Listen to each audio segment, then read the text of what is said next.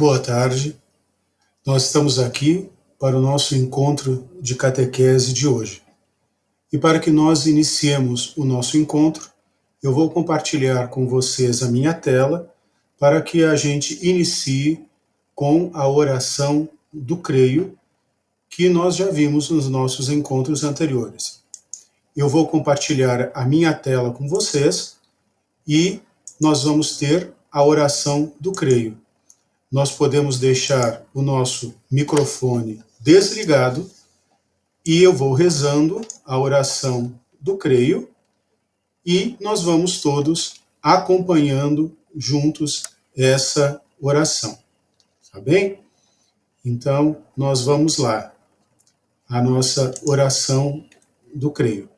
A oração do creio que nós vamos rezar, como nós vimos, vai ser o credo, símbolo dos apóstolos.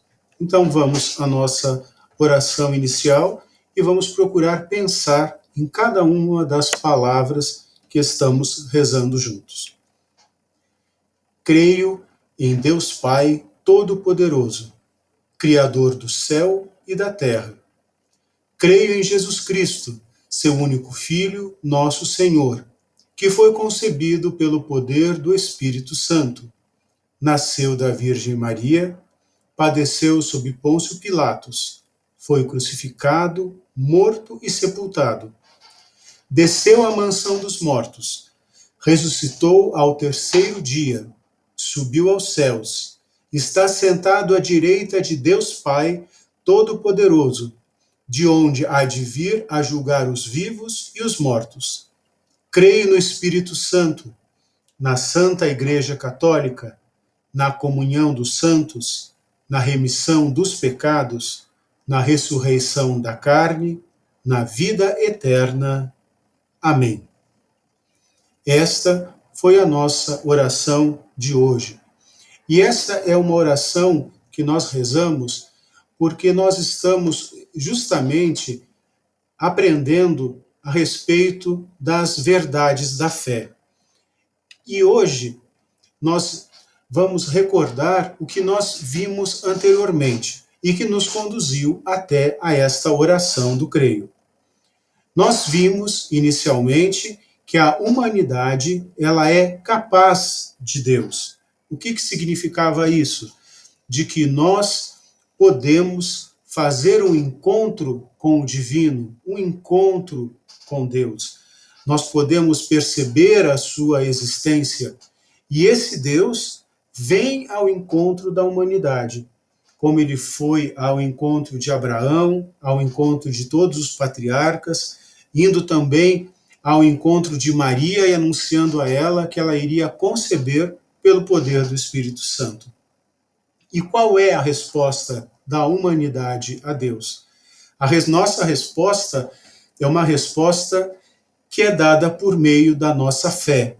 Como Maria, faça-se em mim de acordo com a sua palavra.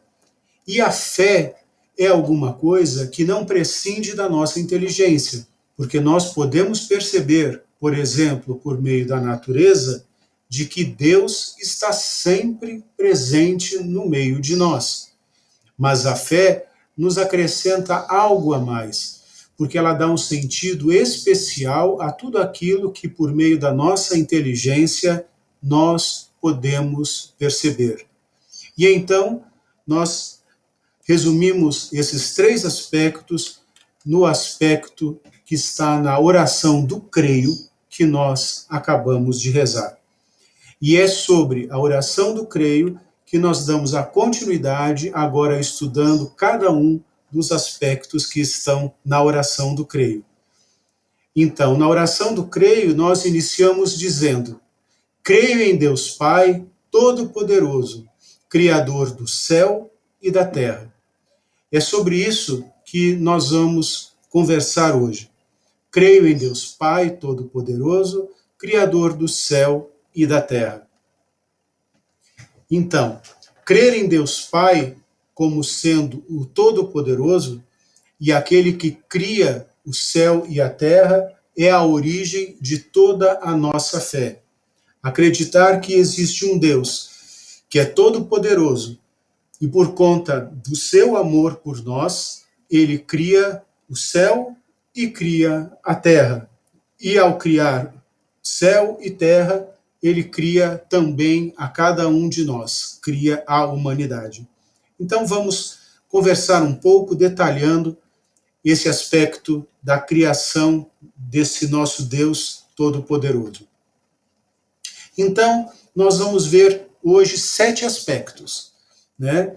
Creio em Deus, o Pai, o Todo-Poderoso, o Criador do céu e a terra, a humanidade e a queda. Então nós vamos começar conversando sobre creio em Deus. Esse vai ser o nosso primeiro tema. Então, creio em Deus. O que nós temos em creio em Deus? Nós cremos em um só Deus, né? Crer em um só Deus é alguma coisa que fez toda a diferença para o povo hebreu. Porque naquela época, naquelas regiões, a fé era politeísta. O que significa isso? Theo, em grego, significa Deus. Então, politeísta, poli quer dizer vários. Então, os povos acreditavam em vários deuses.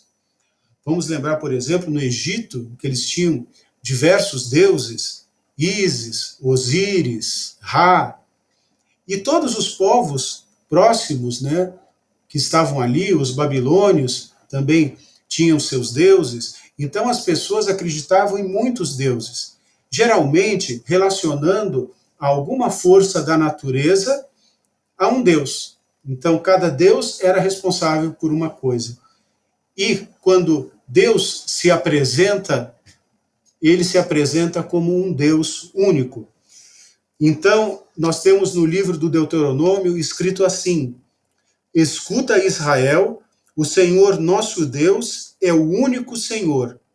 O ser supremo tem necessariamente de ser único e sem igual.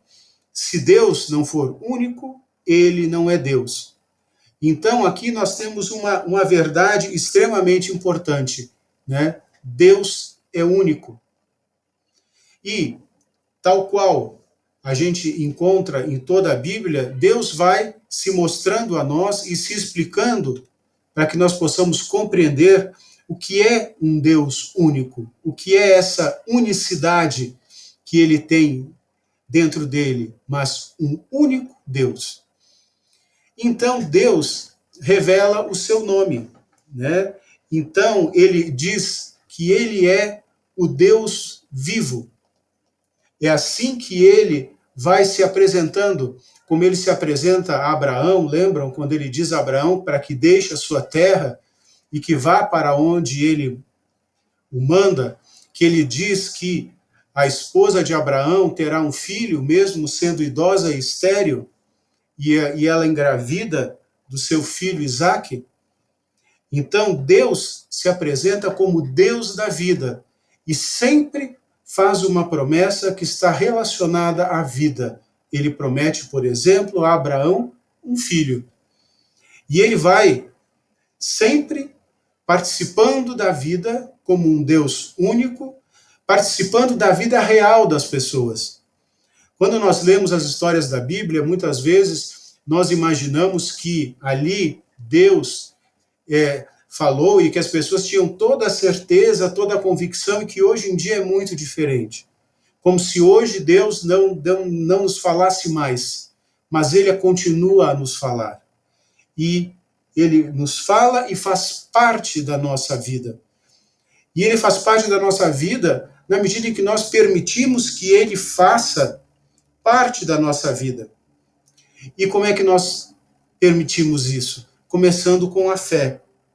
A fé em Deus leva-nos a voltarmos só para ele, para a nossa primeira origem, o nosso último fim.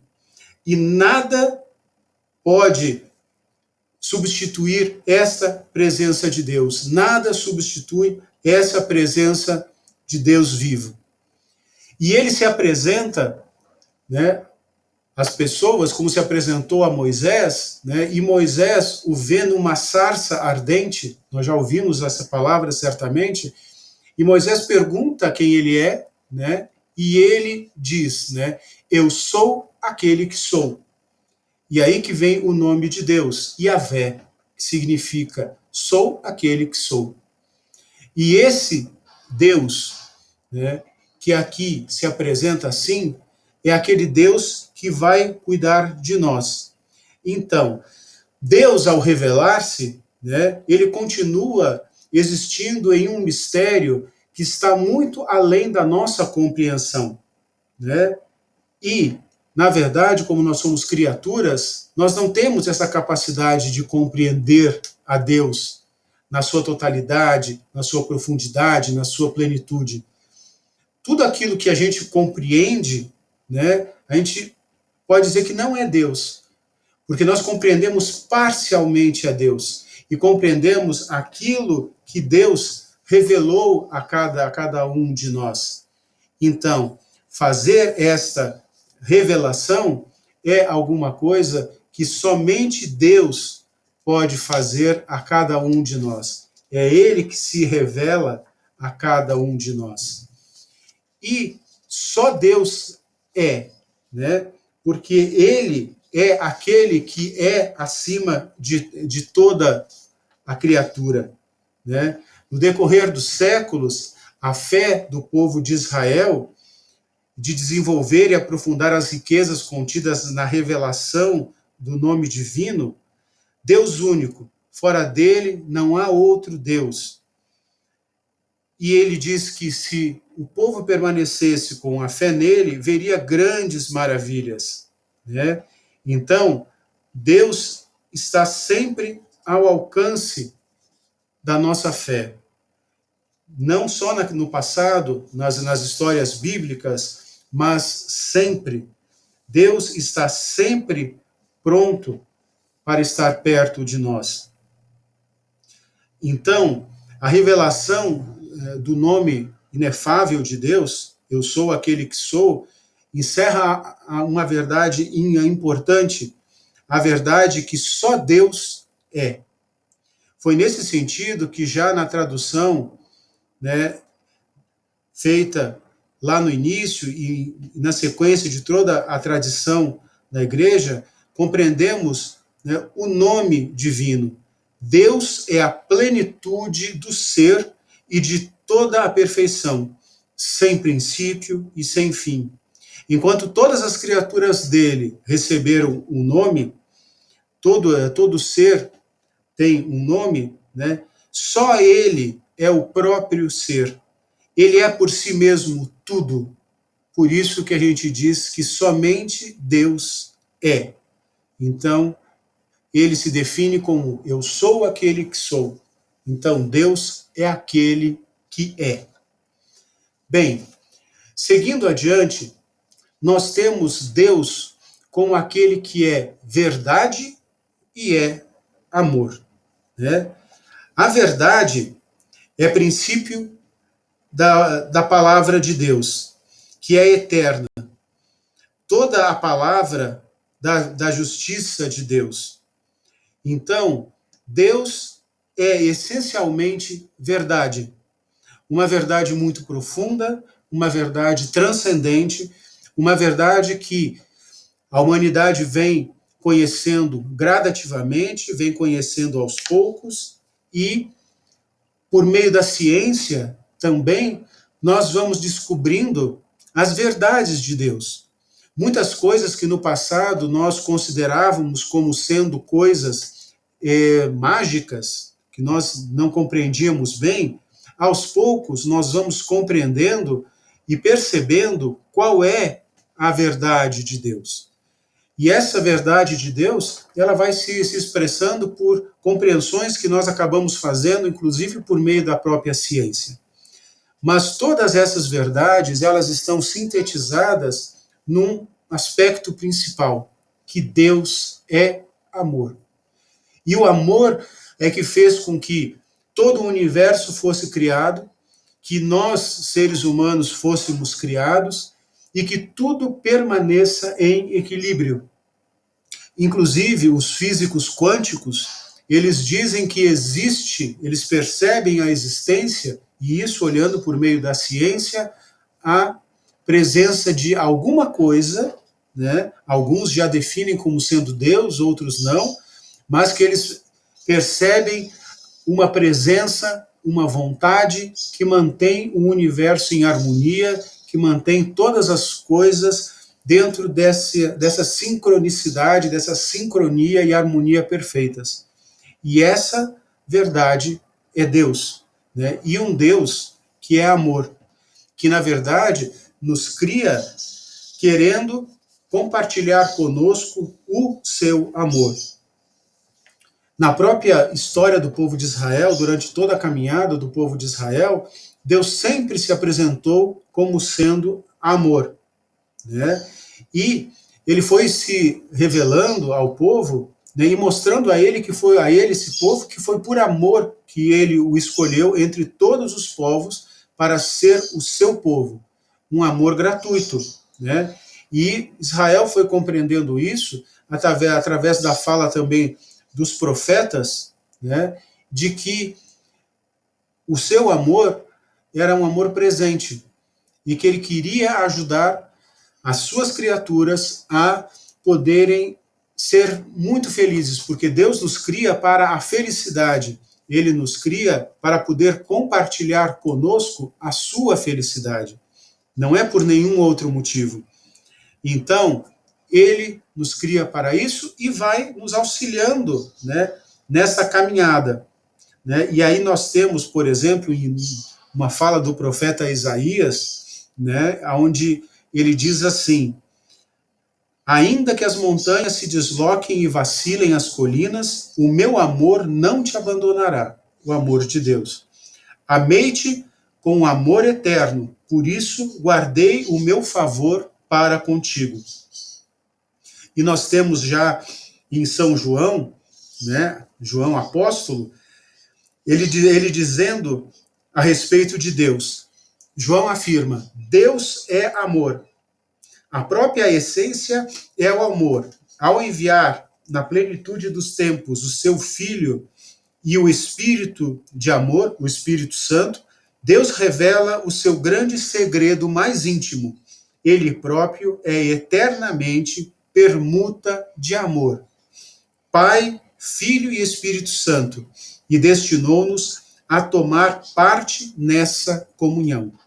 Então, nós temos um Deus que é amor, um Deus que é verdade e que convida a cada um de nós a fazer parte deste amor.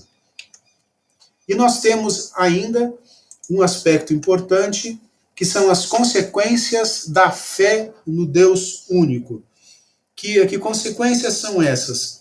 Crer em Deus único e amá-lo com todo o nosso ser, né, tem consequências muito importantes.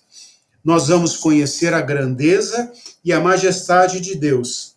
Deus é grande demais para que a gente possa compreendê-lo, né? Por isso, né, Deus deve ser o primeiro a ser servido. Então, nós não o conhecemos completamente, mas nós podemos, pela fé, nos aproximarmos dele e buscarmos fazer o que ele nos pede, a sua vontade, porque a vontade de Deus está diretamente ligada à essência daquilo que Deus é, amor. Então, viver neste amor faz com que a gente possa viver ligado à essência de tudo, à essência do universo. Então, se Deus é único, tudo o que existe em nós é parte de Deus. E se nós, pela fé, permitimos que Deus faça parte de nossa vida, nós vamos possuir aquilo que é o mais importante para dentro da nossa existência, que é a possibilidade de vivermos em unidade com Deus, né? E conhecer esta unidade com Deus é conhecer a nossa verdadeira dignidade de pessoas humanas, né? Porque como está escrito lá no livro do Gênesis, no início da Bíblia, né? Nós somos feitos à imagem e semelhança de Deus, né? E Deus, que nos cria também a todas as coisas, né? E criando a todas as coisas, ele as coloca a nosso serviço, para que nós possamos utilizar bem da criação, né? Então, ter confiança em Deus em todos os momentos, em todas as circunstâncias, mesmo nos momentos difíceis. Santa Teresa d'Ávila, ela tinha uma oração que ela fazia e que pode ser uma oração muito importante para que cada um de nós também possa fazer. A oração dela dizia assim: nada te perturbe, nada te espante, tudo passa, Deus não muda, a paciência tudo alcança, quem a Deus tem, nada lhe falta, só Deus lhe basta. Essa é que é a importância de nós crermos em Deus, como nós encontramos no início da oração do creio. Creio em Deus. Bom, vamos adiante então. Então nós já vimos o creio em Deus, agora nós vamos ver o Pai. Deus como Pai. E o que nós temos então? Né? Nós tudo fazemos em nome de um Deus que é Trindade, que é Pai, que é Filho e que é Espírito Santo. Então, este Deus que é Pai, este Deus que é Filho e que é Espírito Santo. E nós somos batizados em nome dessa Trindade. Quando nós recebemos o batismo, nós nos tornamos filhos de Deus. E somos filhos de um Deus que não é somente uma pessoa, mas ele é uma pessoa e três pessoas ao mesmo tempo. Ele é Pai, ele é Filho e ele é Espírito Santo. E o que liga essas três figuras é exatamente o amor que existe entre elas, né? Então, é um mistério, nós não temos a capacidade de compreender profundamente o mistério da Trindade, mas nós podemos, né, aos poucos, ir por partes, compreendendo um pouco mais, né, do que significa. E Deus se revela a nós como Trindade, né? Então, ele é, ao mesmo tempo, né, Pai, Filho e Espírito Santo. Então, o Pai, ele é revelado por quem? Ele é revelado pelo Filho. Jesus, quando se encarna e vem ao mundo, ele passa a falar que Deus é Pai. E aí ele nos mostra como Deus é e como é esse amor de Deus. Então, por exemplo, quando Jesus conta a parábola do filho pródigo, aquela história onde o filho pede a sua herança ao pai e vai embora, que história ele está nos contando? Ele está nos contando uma história para que a gente, por essa história, compreendamos como Deus nos trata. E Deus nos trata desta forma. Deus nos trata como filhos. Então, o pai do filho pródigo entrega a ele a herança, o abençoa e o filho vai. O filho gasta toda a sua parte da herança, né, numa vida sem limites, numa vida sem valores, numa vida sem Deus. E aos poucos ele vai percebendo que nada daquelas coisas, nada dos prazeres que ele estava vivendo tinha sentido, porque faltava alguma coisa que desse sentido e significado para a sua vida, e isso era a presença de Deus. E ele pensa em voltar para casa. Ele pensa em procurar o pai de novo. E o pai, que não o repreendeu pelo seu desejo de partir, porque Deus sempre nos deixa livres, sempre nos deixa fazermos as nossas escolhas, mas ele espera, como o pai do filho pródigo, esperou que o filho retornasse. E o filho retorna. E quando o filho retorna, o pai o acolhe, o pai não o recrimina, O pai está ciente de que ele aprendeu com aquela experiência, ele acolhe e faz uma grande festa. A mesma festa que Deus faz quando nós nos afastamos dele e voltamos para ele. Porque no seu amor, ele quer que nós sejamos felizes. E ele sabe que nós não temos a capacidade de sermos felizes longe dele. Então ele nos espera voltar e nos acolhe. Então, quando Jesus conta essa parábola, ele está querendo ensinar aquelas pessoas da época e a todos nós hoje de que Deus é um Pai amoroso. Deus é um Pai que nos perdoa nos nossos erros, nos nossos limites e nos acolhe. Então, Jesus, Filho, nos revela o Pai. Então, aqui nós temos já dois aspectos da Santíssima Trindade, né? E tanto o Pai quanto o Filho, eles são revelados por quem? Pelo Espírito Santo. Porque quando Jesus parte e volta ao céu, ele diz aos apóstolos: eu vou lhes enviar o Paráclito, e o meu Espírito, e vós compreendereis todas as coisas. E quando vem o Espírito Santo, que nós celebramos agora na festa de Pentecostes, há 2 semanas atrás, Jesus, né, ele, ao mandar o Espírito Santo, ele possibilita que os apóstolos recordem tudo o que tinham vivido com ele, recordem de que ele ensinou que Deus é Pai. Então, é o Espírito Santo que, a partir daquele momento, passa a acompanhar os apóstolos, ajuda-os a compreender a verdade, e aqui nós temos, então, a terceira pessoa da Santíssima Trindade, presente, o Espírito Santo.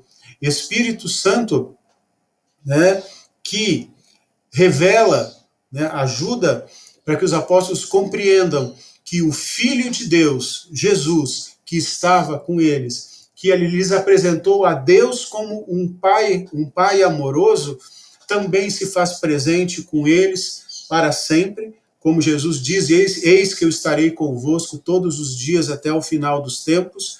Então ele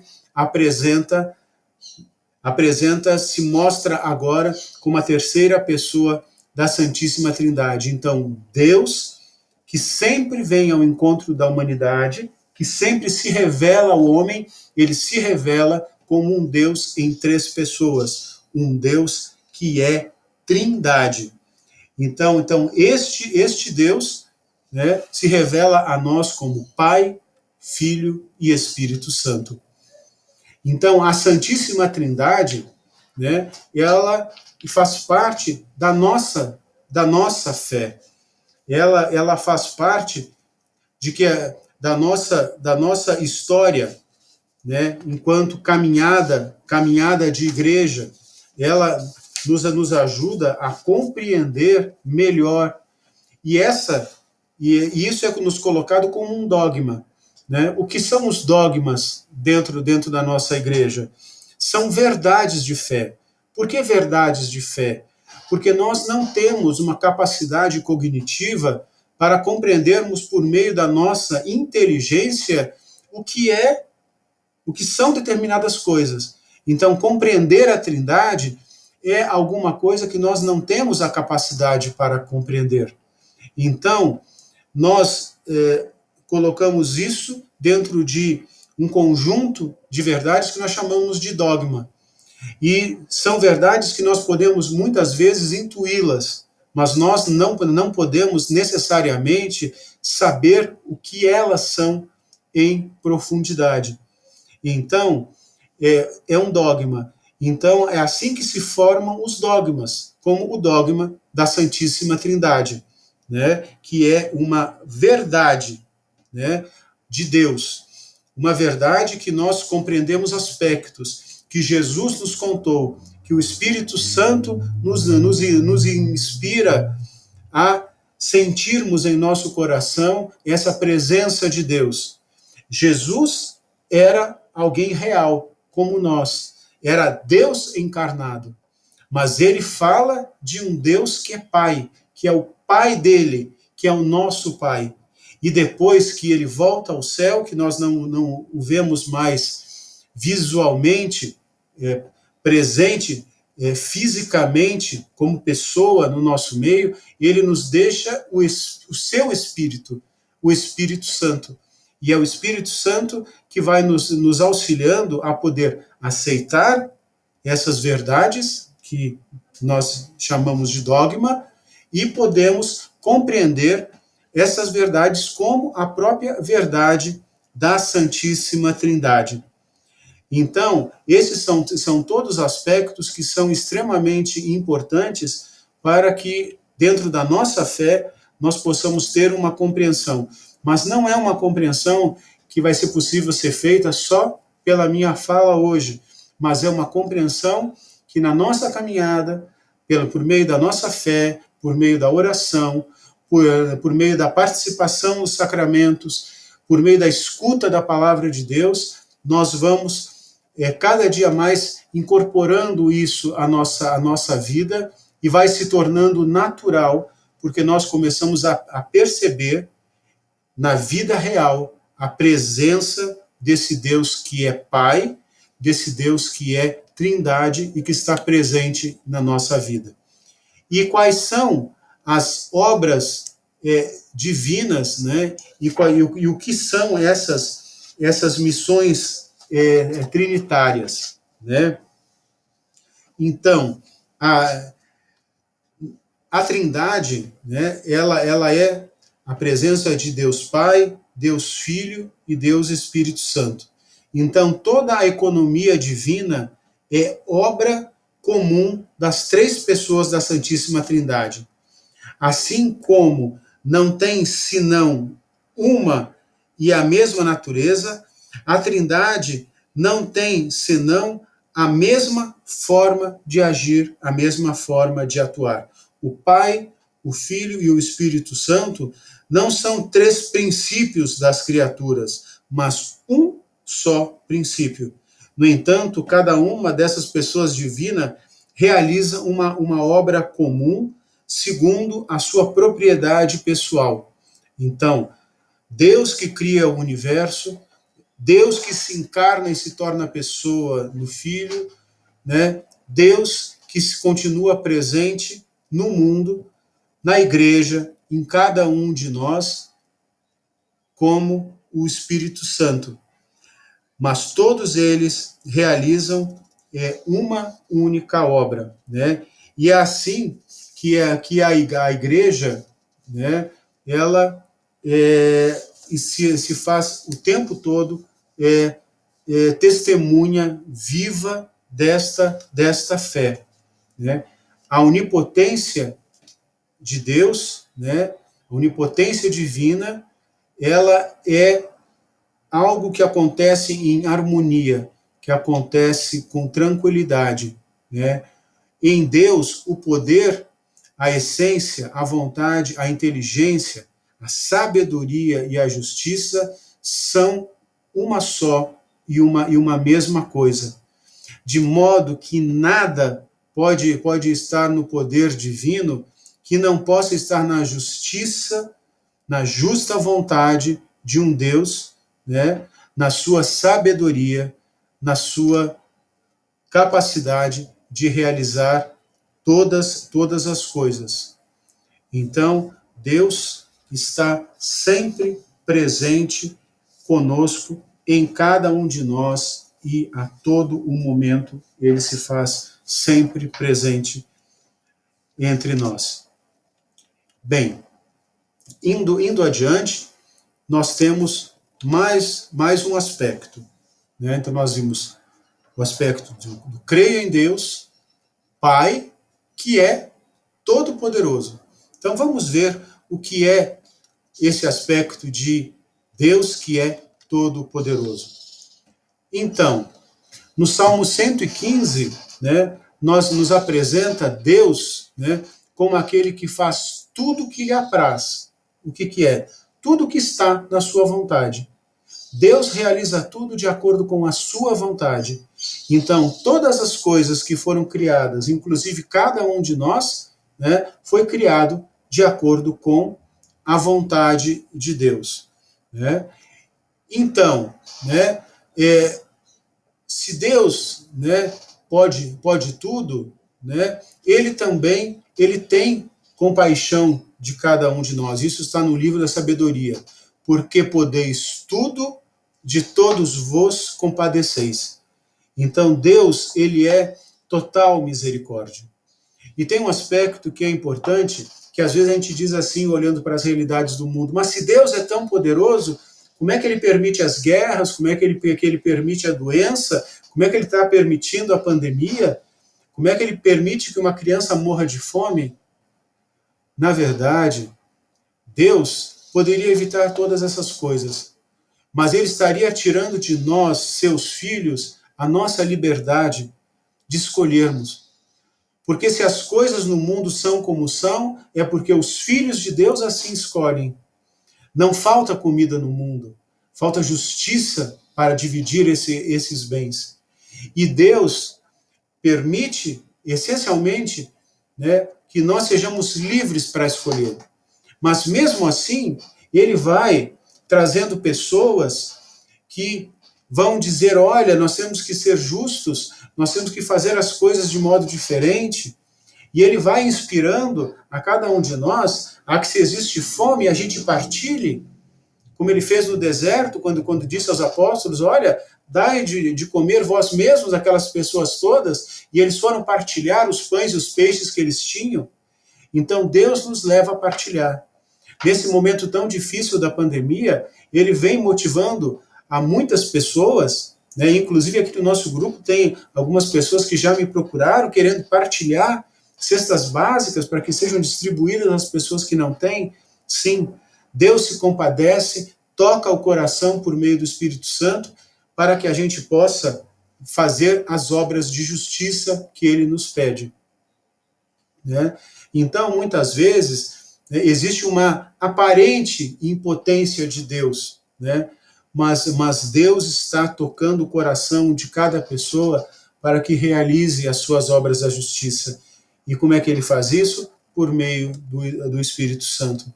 Então, Deus realmente é o Todo-Poderoso que mantém todas as coisas, mas ele nos dá o mesmo poder que ele tem de fazermos justiça, de fazermos as coisas se realizarem, de fazermos as coisas poderem acontecer.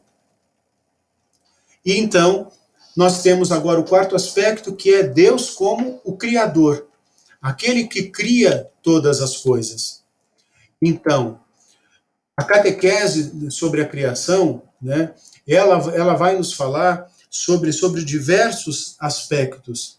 Né? Ela vai nos falar a respeito de Deus, né, que ele traz, né, uma verdade extremamente importante. Então, a catequese, que é o ensino das verdades de Deus, ela vai nos falar a respeito da criação.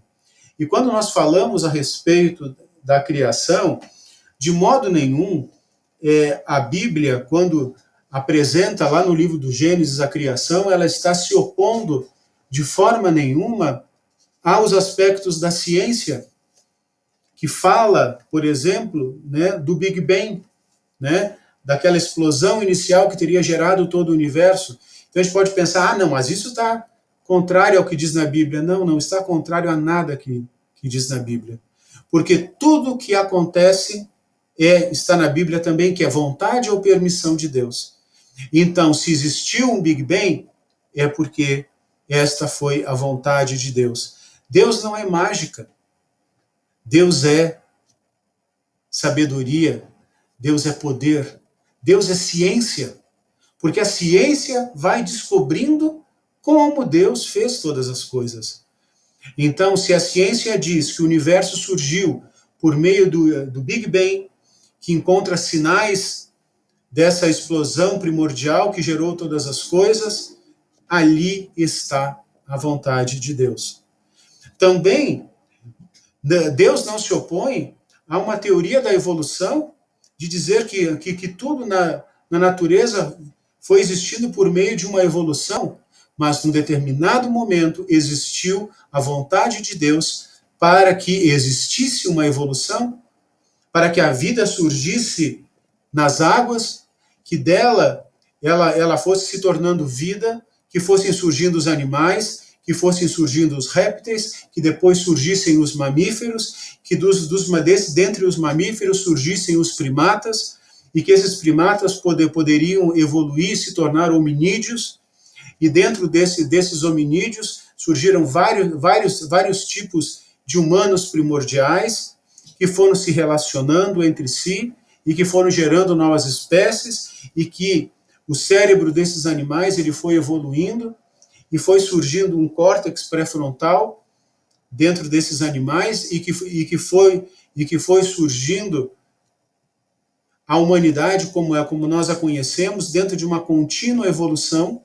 Então, na catequese, quando nós falamos sobre criação, nós temos um Deus que cria todas as coisas, ao longo de milênios, que a ciência vai descobrindo e vai nos falando, mas de modo nenhum existe uma contradição ou uma oposição entre criacionismo e evolução. Não existe. Então, quem diz isso, na verdade, não conhece a Bíblia em profundidade, não conhece as verdades de Deus, e muitas vezes não está conseguindo reconhecer que tudo aquilo que acontece é vontade de Deus. Então, a criação, ela é uma obra da Santíssima Trindade, porque no início diz assim, no princípio Deus criou o céu e a terra. Então, ali nós temos o Pai, que é apresentado como Deus que cria.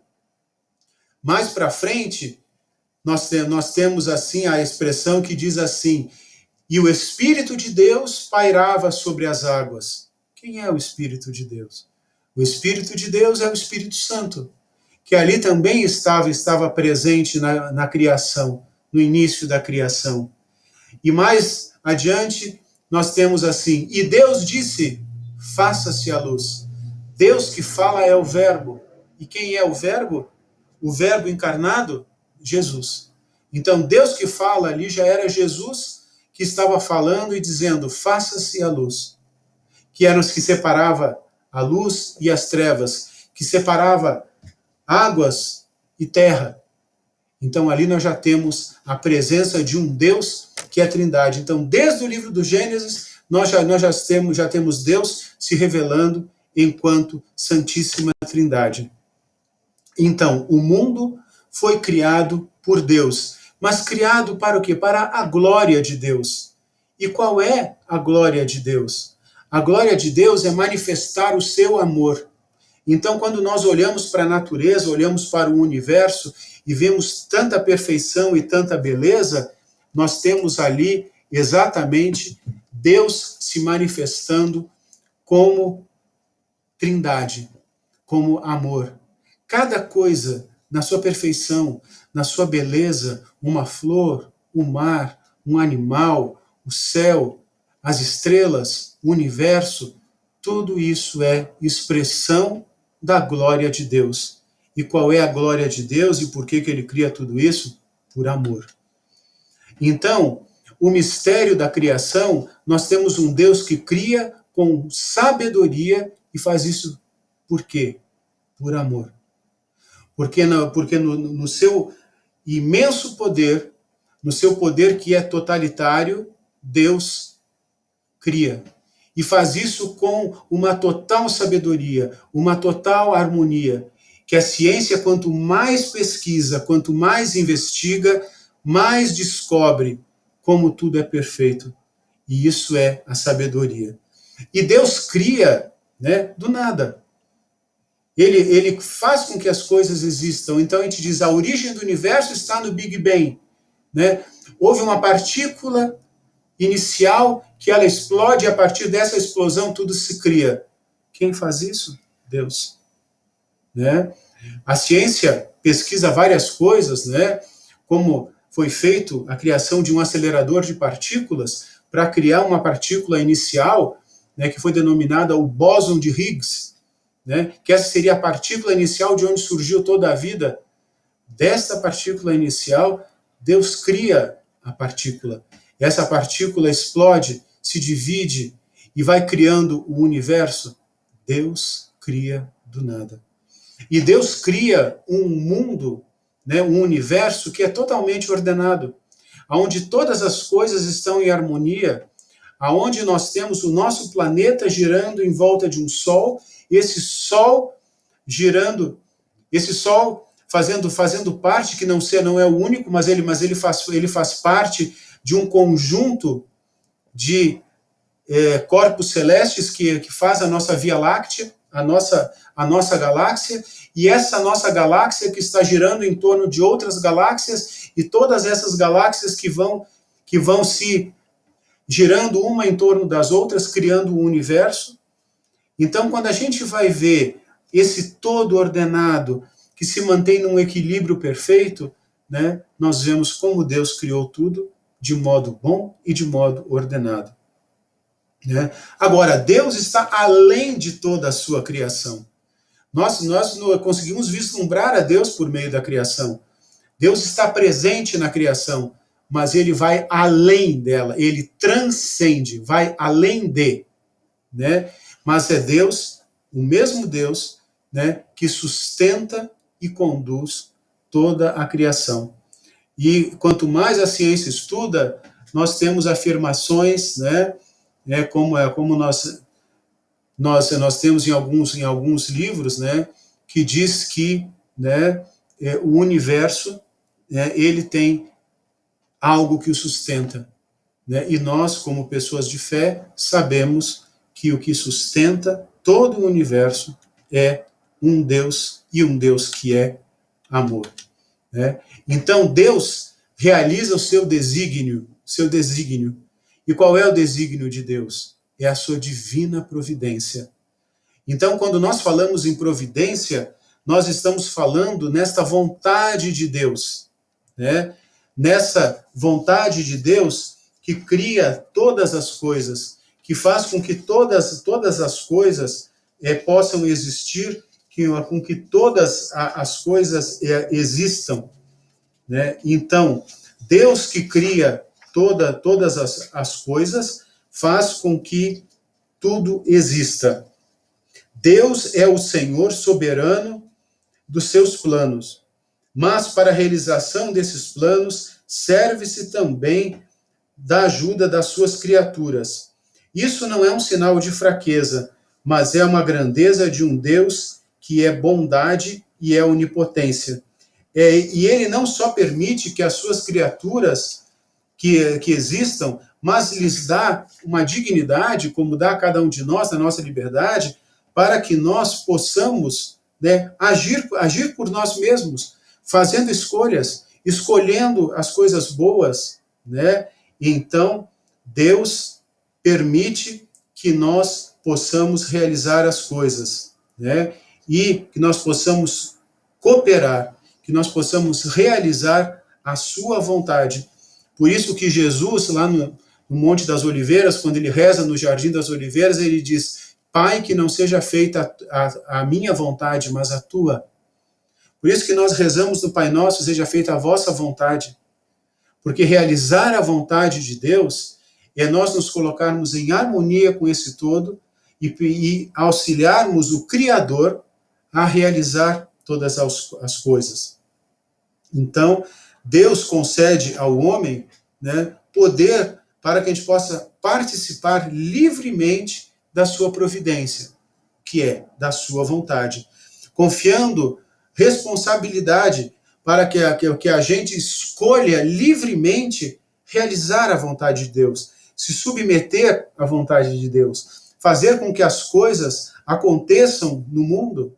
Então, Deus nos permite que a gente desfrute de tudo aquilo que foi criado, mas nos pede responsabilidade, por exemplo, para cuidar da natureza, para cuidar de todas as coisas que existem, né? Então, né, concede que a gente use a nossa inteligência e a nossa liberdade para completar a sua obra, para podermos realizar coisas maravilhosas, como, por exemplo, a ciência vem realizando a cada momento, né? Nós temos hoje, quando nós falamos, por exemplo, da questão da pandemia, das vacinas que foram desenvolvidas, Deus permitiu à inteligência humana desenvolver uma vacina. Então, isso é uma coisa maravilhosa, foi feito em tão pouco tempo? Sim, né? Mas tudo isso é dom de Deus. Então, Deus, na sua vontade, permite que todas as coisas aconteçam.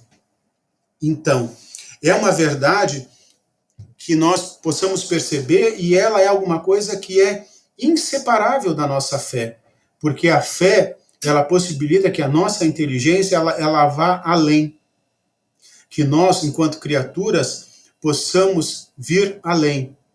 Deus, né, é a causa primeira de todas as coisas, e as causas segundas, né, são todas aquelas possibilidades, né, aonde, né, Deus pode operar, né, também, né, contando com a nossa ajuda, com a nossa ação, né?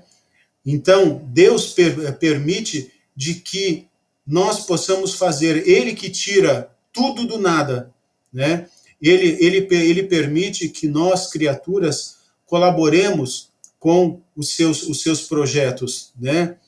Então, nós possamos fazer tudo, desde que nós estejamos dentro da graça de Deus, né? Dentro da graça de Deus.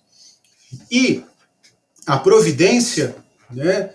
A vontade de Deus, né? Muitas vezes nós temos a providência e o escândalo do mal, né? Então o que é isso, né? Deus tem cuidado, né, com todas as criaturas, né?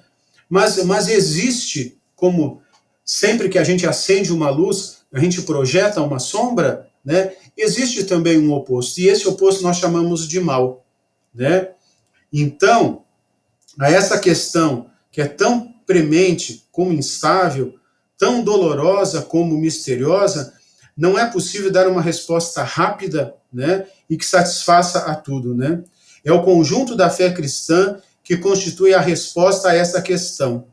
A bondade da criação, o drama do pecado, o amor paciente de Deus que vem ao encontro do homem pelas suas alianças, pela encarnação de Jesus Cristo, pelo dom do Espírito Santo, pela agregação à igreja, pela força dos sacramentos, que nos faz fazer parte desse corpo místico de Jesus, né, ao qual as criaturas livres são convidadas a fazer parte, a aceitar, né, mas que podem também se negar. A gente não precisa escolher a luz, a gente pode escolher a sombra, né, mas Deus é aquele que nos convida. Deus criou um mundo perfeito, mas quando nós não escolhemos realizar a vontade de Deus, nós estamos escolhendo não estar na luz. Nós escolhemos estar nas sombras. E a sombra, ela faz parte da luz, porque ela só existe porque existe muita luz. Mas nós podemos escolher onde estar, né? Quando Jesus diz, vós sois a luz do mundo, e não se acende uma luz para se colocar embaixo de uma mesa, que é um dos evangelhos deste mês, né? Jesus, né, que foi até o do domingo passado, né, Jesus está dizendo, né, que nós somos colocados como luz para iluminar todas as coisas. Isso, se nós não temos luz, nós não conseguimos perceber os detalhes, nós não conseguimos perceber o que está acontecendo. Então, nós precisamos, né, dessa presença, dessa vontade de Deus, mas nós somos livres para escolher o que nós queremos, como nós queremos agir, né? Então, é indispensável que o mal, né, ele está presente no mundo, ele não é totalitário, mas nós podemos fazer a nossa escolha. E o Espírito Santo nos ajuda nessa escolha. Deus também, como Criador, ele cria o céu e cria a terra. Quando ele cria, ele também cria os anjos, né? E nós, muitas vezes, né, possamos até esquecer, né, do nosso anjo da guarda, né? Então, quem são os anjos, né? Santo Agostinho diz o seguinte, né, a respeito dos anjos, né? Anjo é um nome de ofício, né, de trabalho, né, não de natureza. Deseja saber o nome da natureza? Espírito. Deseja saber o ofício? Anjo, pelo que é, e é espírito, pelo que faz, né? Então, anjo significa mensageiro, né? Como todo ser, os anjos são servos e mensageiros de Deus. Pelo fato de contemplarem continuamente o rosto do Pai que está no céu, eles são, né, os poderosos executores das ordens de Deus, sempre atentos às suas palavras. Enquanto criaturas puramente espirituais, eles são dotados de inteligência e vontade. São criaturas pessoais e imortais. Excedem em perfeição a todas as criaturas visíveis. O esplendor da sua glória assim o atesta. Então, os anjos são criaturas espirituais, servos de Deus, que auxiliam na realização da vontade de Deus. Cristo, na verdade, né, Cristo com seus anjos, Cristo é o centro do mundo evangélico, né? Os anjos lhe pertencem. Então, nós temos essa afirmação em Mateus: quando o Filho do Homem vier na sua glória, acompanhado de todos os seus anjos. Então, os anjos pertencem a Jesus, né? Porque foram criados por Jesus, foram criados por ele e para ele. E em vista dele foram criados todos os seres que estão nos céus e estão na terra. Os seres visíveis e os invisíveis. Os anjos, que são os tronos, senhorias, principados e dominações, que são os diversos níveis de criaturas celestiais, tudo foi criado por intermédio de Cristo e para Cristo. E eles são de Jesus. E são dele, mais ainda porque ele os fez mensageiros de seu plano salvador. Não são eles todos espíritos ao serviço de Deus, enviados a fim de exercerem um ministério a favor daqueles que hão de herdar a salvação? Isso está em Hebreus, no capítulo 1. Então, os anjos, eles estão realmente a serviço. E os anjos também estão presentes na vida da igreja, né? Os anjos, né? Na liturgia, a igreja associa-se aos anjos para adorar a Deus, né? A um Deus que é trindade, portanto, 3 vezes santo, né? Então, os anjos, né, estão presentes em várias celebrações litúrgicas, né? Então, aqui quando a gente reza, por exemplo, num funeral, né, que os anjos conduzam-te os anjos ao paraíso, né? Ou quando nós rezamos, né, a festa dos anjos, né, São Miguel, São Gabriel, São Rafael, né, e os anjos da guarda. Muitas vezes nós esquecemos, né, de que nós temos um anjo da guarda. Inclusive tem uma oração, né, que nós aprendemos quando crianças, aprendemos na catequese, né, ela é ensinada na catequese das crianças, né, que é a oração do Santo Anjo, né? Santo Anjo do Senhor, meu zeloso guardador, se a ti me confiou a piedade divina, sempre me rege, me guarde, me ilumine. Amém. Então, essa oração é uma oração que nós devemos rezar, né? Lembrar que nós temos um anjo que nos guarda, que nos protege, que cuida de nós, né? O mundo visível, né, é o mundo das coisas que Deus criou, né? Então, ela está apresentada na Bíblia, né, com todas as criaturas, tudo aquilo que nós podemos ver no universo, na Terra, né, e um mundo celestial, um mundo que está além daquilo que nós temos a capacidade de vislumbrar, de apreender, né, que nós podemos sentir no nosso coração, mas que não podemos ver. A humanidade. Deus que cria a humanidade, né? E como é que Deus nos cria? Né? A sua imagem e semelhança. Então, nós já fomos criados à imagem e semelhança de Deus, né? Nós temos uma unidade de corpo e alma. Porque na história que nós temos lá na Bíblia, diz que Deus criou e modelou o homem em barro. Por que o barro? Porque o barro era um material extremamente rico. E o barro é terra, o barro é matéria. E Deus sopra o seu espírito nesta matéria. Então ele nos dá uma alma. Então nós somos uma unidade de corpo e alma. Não existe corpo sem alma e não existe alma sem corpo. Por isso que a gente não precisa ficar com medo de fantasmas, de espíritos. Nós somos uma unidade. Jesus, quando ressuscita, ele ressuscita em corpo e espírito. Um corpo diferente do corpo que ele tinha antes, mas um corpo glorioso. Então, existe uma unidade entre corpo e alma. E a nossa alma, ela é imortal.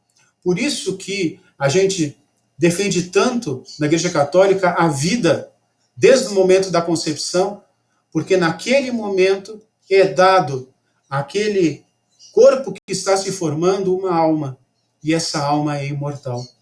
Mesmo que o corpo morra, ele ressuscitará como o corpo de Jesus, corpo e alma, sempre numa unidade.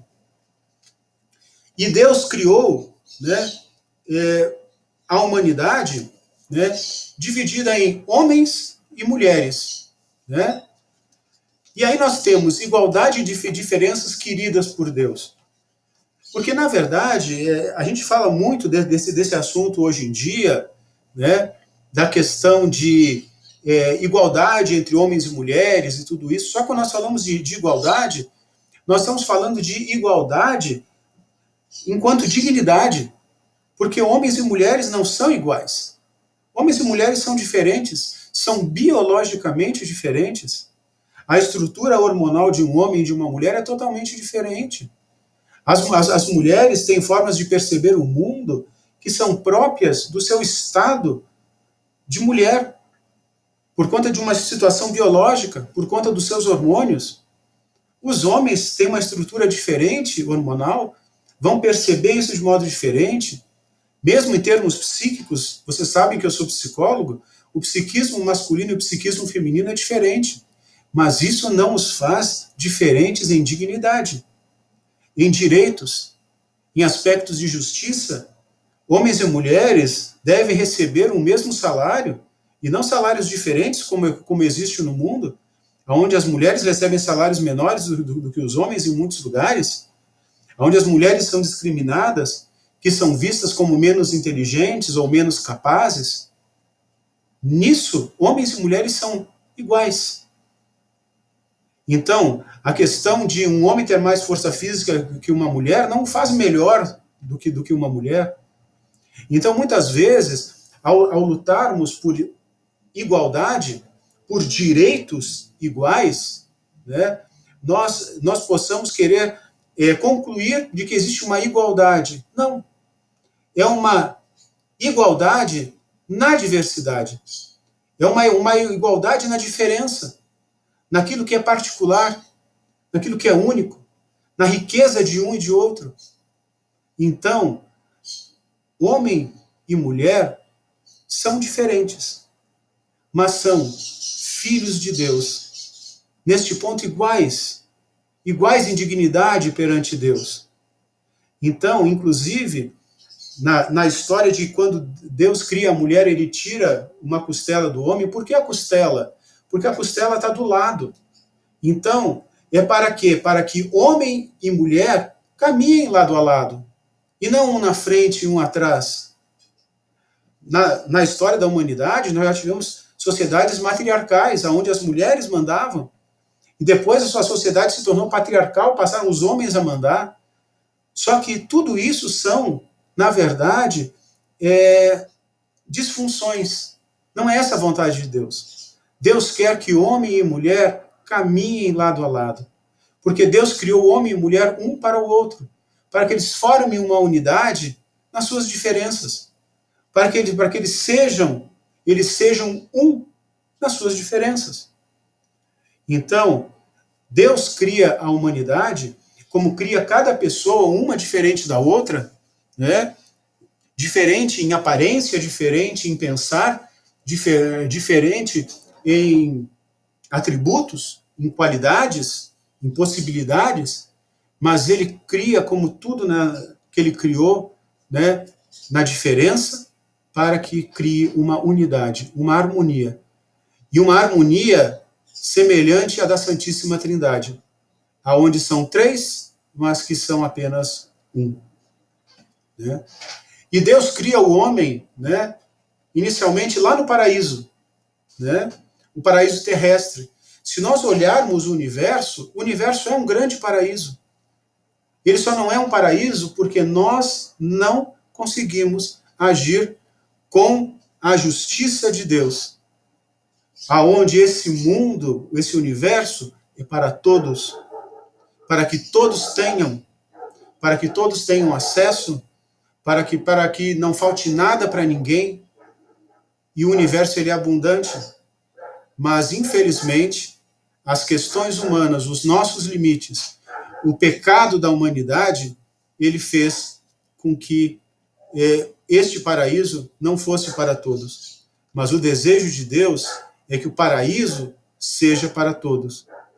Essa é a vontade de Deus. É isso que a providência de Deus quer construir, mas que deixa na liberdade de cada um de nós para que possa fazer essa escolha. E, finalmente, a queda. Né? Quando nós falamos em queda, nós estamos falando na questão do pecado. Né? E é importante nós termos clara essa frase: onde abundou o pecado, superabundou a graça. Porque Jesus é o novo Adão. Então, ele vem para nos resgatar e para nos transformar em uma humanidade melhor do que aquela originalmente criada lá em Adão e Eva, mas para que sejamos novas criaturas. Então, a realidade do pecado que está lá, e muitas vezes a realidade do pecado é colocada, o pecado, como ligado à sexualidade. E a questão não é essa. O pecado não foi esse. O pecado original, né, que é uma verdade fundamental da nossa fé, ela está relacionado àquele aspecto que diz assim: Deus tinha dito, não comereis da árvore que está no centro do paraíso. O que ele está dizendo? Né? Ele está colocando um limite para a humanidade, porque ele sabia que o ser humano não era capaz de lidar com tudo ainda. Né? Só que, qual é a tentação que a serpente traz? Ela diz assim, né? Isso tudo são metáforas, né? São comparações. Se comeres do fruto da árvore, não morrereis, mas vos tornareis como deuses, conhecendo o bem e o mal. Só que o ser humano já tinha sido criado à imagem e semelhança de Deus, então ele já era como Deus. Né? Mas Deus tinha dito, não comereis daquele fruto. Né? E aí, o que acontece? Ali o ser humano assume as rédeas de tudo, desconsidera a presença de Deus e quer resolver tudo por conta própria. É aí que está o nosso pecado, o pecado de origem, que está na origem de tudo. É quando nós não aceitamos mais a vontade de Deus e simplesmente queremos resolver tudo com as nossas próprias mãos, com a nossa própria força. Né? Então é importante que a gente tenha claro de que aquilo que está na origem de toda a humanidade, é justamente a criatura querer prescindir do seu Criador. Não é aceitar que existe uma vontade de amor do Criador para com ele. E o que Jesus vem justamente ao mundo fazer é fazer a vontade de Deus. Ele diz, eu vim para fazer a vontade do Pai. Então é assim que ele restaura toda a humanidade. E nós, enquanto batizados, né, em nome do Pai, do Filho e do Espírito Santo, batizados a partir do sacrifício de Jesus, nós estamos nos dispondo a dizer sim, eu quero fazer a vontade de Deus. E isso é o aspecto central da catequese. Deus Nós não vamos sair perfeitos da catequese, não. Nós vamos nos tornar perfeitos à medida em que formos fazendo a vontade de Deus. E fazer a vontade de Deus nos faz semelhantes a Jesus, nos faz semelhante a Cristo. A queda dos anjos, que é uma coisa que nós temos na nossa igreja, é porque os anjos também tinham a liberdade para escolher, né, o caminho que queriam seguir. Também são criaturas livres, criaturas espirituais mais livres, né? E os anjos podiam escolher, né? Como houve uma escolha, né, que nem todos escolheram a Deus. Alguns não escolheram. Alguns escolheram não a luz, mas as trevas. Não escolheram a vontade de Deus, né? Escolheram fazer a própria vontade. E sempre que nós escolhemos fazer a própria vontade, sejamos homens, né, ou anjos, né, nós perdemos a sintonia com o todo, né? Então, a queda dos anjos também, né? Então, o pecado original, né, ele é prova da nossa liberdade. Porque a gente diz assim, mas Deus não podia impedir o pecado original? Podia, claro que podia, né? Mas ele nos deixou livres para que a gente faça a escolha. Como ele nos deixa livres agora para continuarmos escolhendo no nosso dia a dia. Como na própria catequese, nós somos livres de escolher a Deus. Somos convidados. Deus está ansiosamente nos esperando. Mas cada um de nós tem a liberdade de dizer, sim, eu quero o caminho de Deus, né? Então, o primeiro pecado do homem, né, ele continua existindo na humanidade.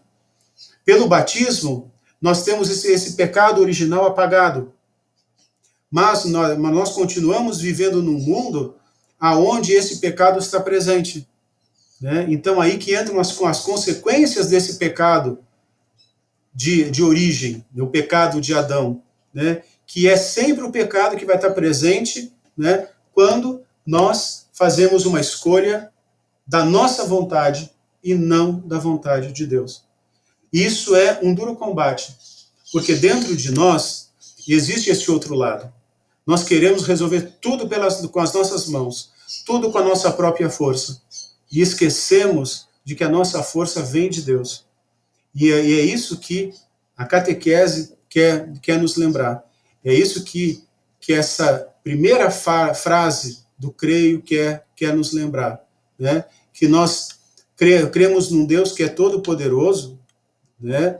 E que não quer que nós ficamos abandonados ao poder da morte. Ele quer nos dar a vida, a verdadeira vida. E essa verdadeira vida é a vida que Jesus nos traz. E aí Jesus, né, ele vai até a morte na cruz, mas dizendo sempre, né, que ele está ali para fazer a vontade de Deus. Então, se nós fizermos a mesma escolha que Jesus, claro, que apoiados pelo Espírito Santo, pela graça de Deus, de podermos sempre fazer a vontade de Deus, né, isso vai nos tornar perfeitos como Jesus. Perfeição não é fazer tudo certinho. Perfeição é fazer a vontade de Deus, mesmo com os nossos limites. É isso que nos fará santos. É isso que nos levará de volta ao paraíso. É isso que nos levará de volta ao seio do Pai. Então, na oração do creio, nós cremos em Deus, que é o Pai Todo-Poderoso, que é o Criador do céu e da terra, né? Que é o Criador da humanidade, né? E que é aquele que nos resgata da nossa queda. Ok? Importante, depois o texto vai estar postado lá na nossa turma virtual, né? Todo o material vai estar postado lá, né? Inclusive essa aula aqui hoje vai estar postada lá, e é importante que a gente possa meditar sobre isso, porque é muito importante na caminhada que nós estamos fazendo, né? Então, que fique para cada um de nós essa oração. Creio em Deus Pai Todo-Poderoso, Criador do céu e da terra.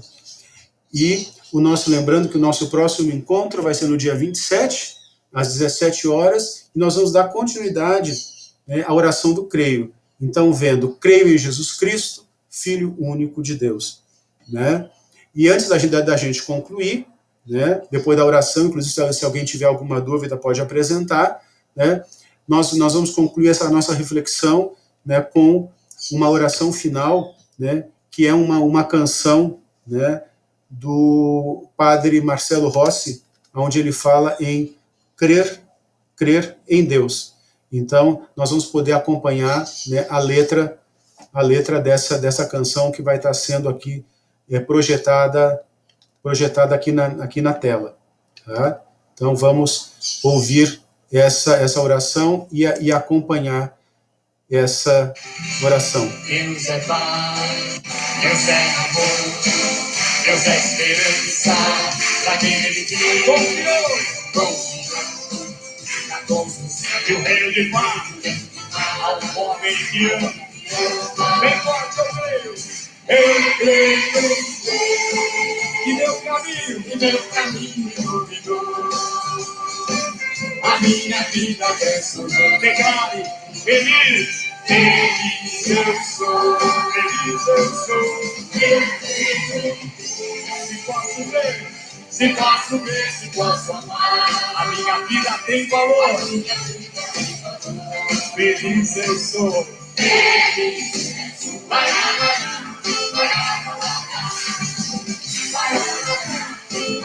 Jesus Cristo, a minha coroa, a minha irmã, e nos leva. Jesus Cristo, nasceu e viveu a vida dos homens, ressurgiu. Bem forte, eu creio, meu caminho,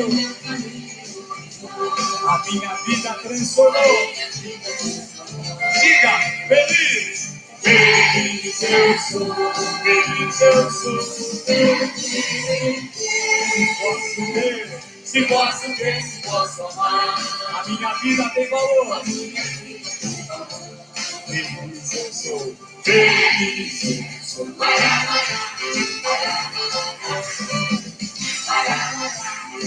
Deus é amor, é consolador, conforta e ampara, pecador.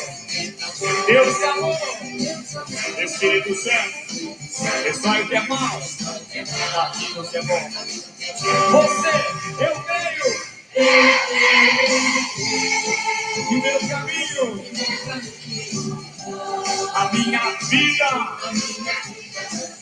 diga, feliz eu sou. Se posso ver, se posso amar, a minha vida tem valor. Por quê?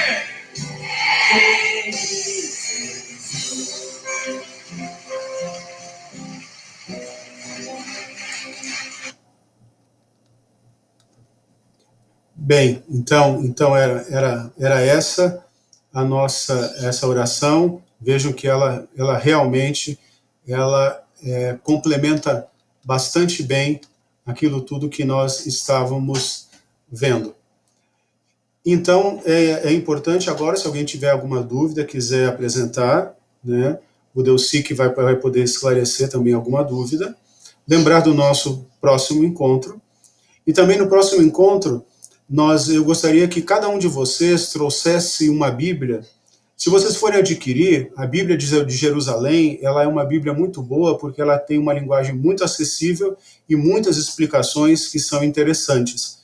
Eu gostaria que todos trouxessem a Bíblia para o nosso próximo encontro, que vai ser no dia 27, que aí nós vamos fazer uma explicação, que foi inclusive pedida, nós já falamos sobre a Bíblia, de a gente ver como que a gente lê a Bíblia, que a gente possa entender os livros, que a gente possa entender o que é capítulo, o que é versículo. Então nós vamos ter uma explicação a respeito da Bíblia. Ok? Então, se alguém tiver alguma dúvida, né, fica o Delcic agora à disposição também para responder para vocês. Ok? Abraços.